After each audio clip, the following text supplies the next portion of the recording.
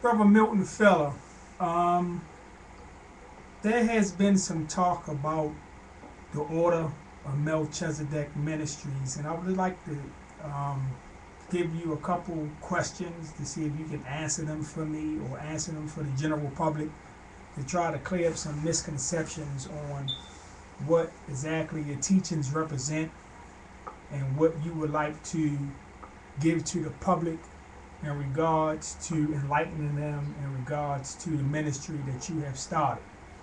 What is the Order of Melchizedek Ministries? The Order of Melchizedek Ministries basically is a place where brothers or sisters can go who want the part that don't nobody else talk about.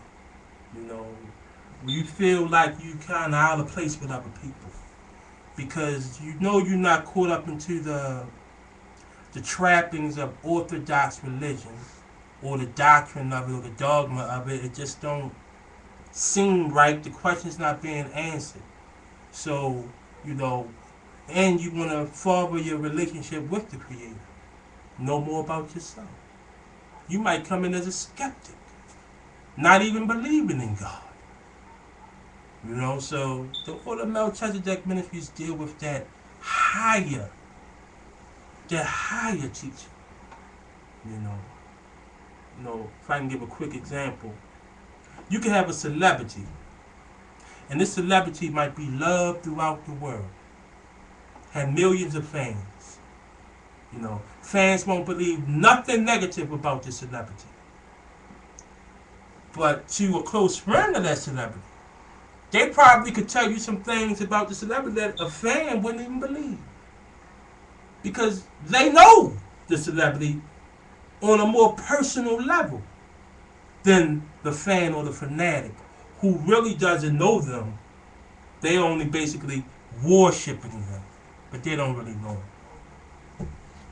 Um, Brother Fuller, it seems that the Order of Melchizedek Ministries has a Masonic overtone. I thought the Freemasonry was a secret organization that you couldn't talk about. Why are you teaching Masonic teachings with your order? Masonry is not a secret organization. Yes, we have certain things like the passwords in the grip we ain't gonna tell you. But it's secret in the aspect of for you to really get the teachings of Freemasonry, you gotta experience them. So this could be all Freemasonry right here, and I could put it in your face.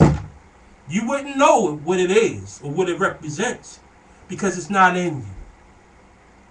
So I couldn't reveal the secrets of Freemasonry to you, even if I wanted to, because they are an experience, not something that you know.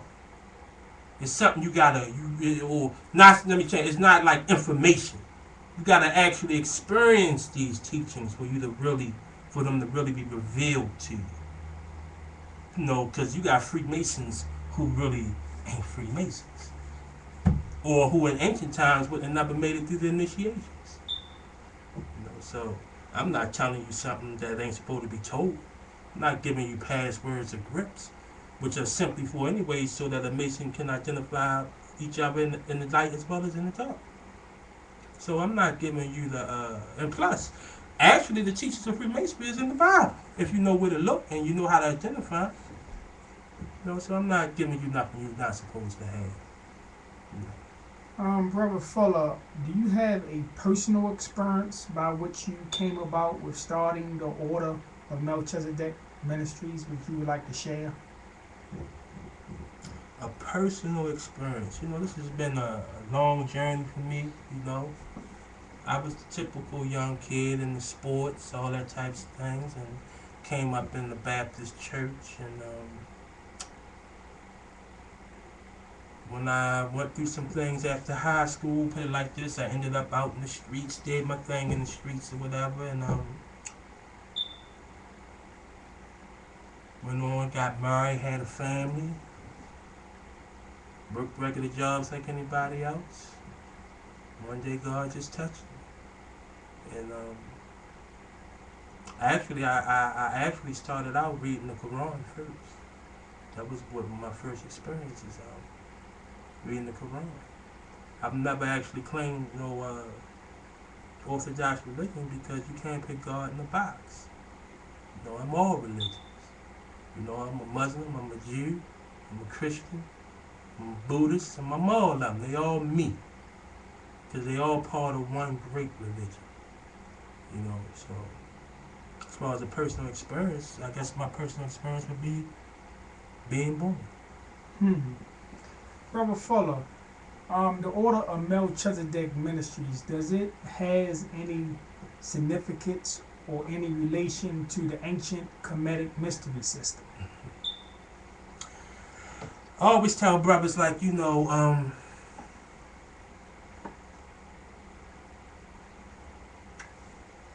ancient Kemetic system, first of all, deal with what? Let's get that out. You know, what? Birth or death, rebirth, resurrection, those type things.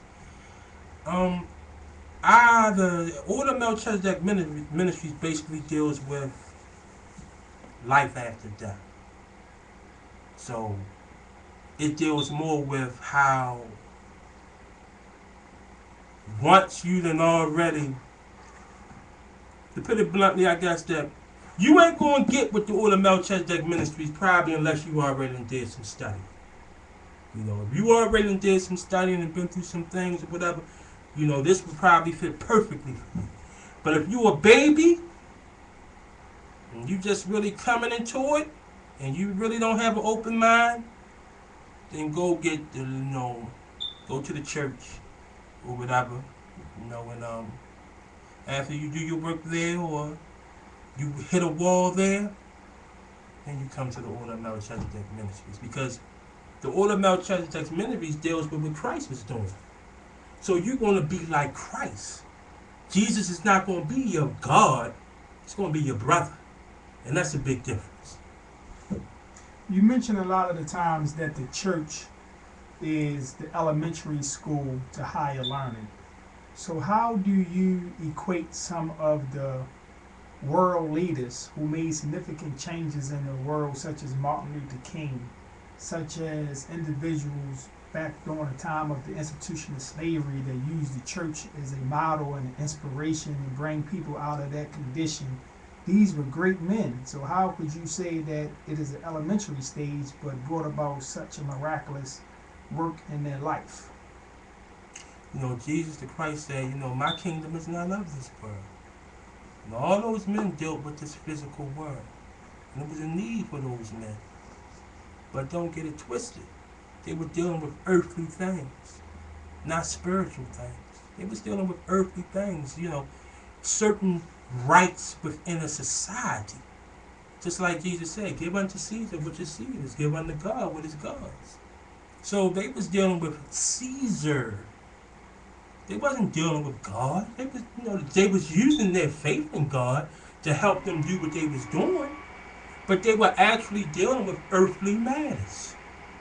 If you're writing earthly laws as far as the rights for certain groups of people that have certain human rights and this and that, you're dealing with earthly things.